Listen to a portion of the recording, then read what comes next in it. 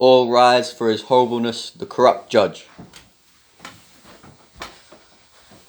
Be seated.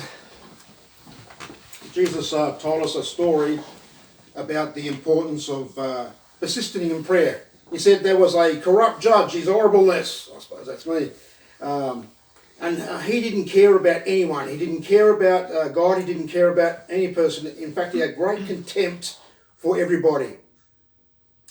And there was this particular woman who would come to him with the plea, grant me justice against the man who has hurt me. My rights have been violated. Please protect me. And she would come and knock on his door at 6 o'clock in the morning. She would catch him while he was queuing up for his coffee at morning tea. She would burst into the restaurant while he was having his dinner with her plea, grant me justice against the man who has harmed me.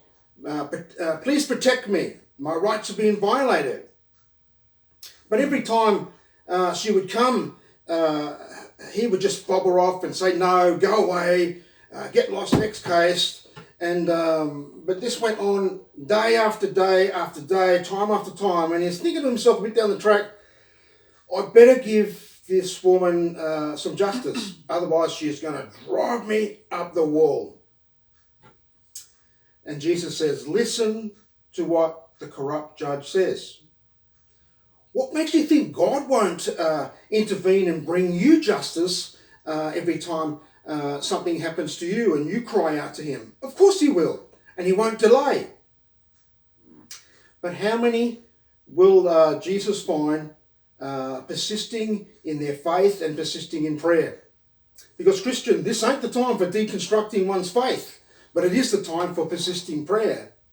And for the unbeliever, this isn't the time to continue to keep your distance away from God, but it is the time to return to him and find forgiveness. Because how many will Jesus find when he returns? Faithful, believing in him and persisting in prayer. Thank you. I'm Phil Matthews. Thank you for listening to me. Case dismissed.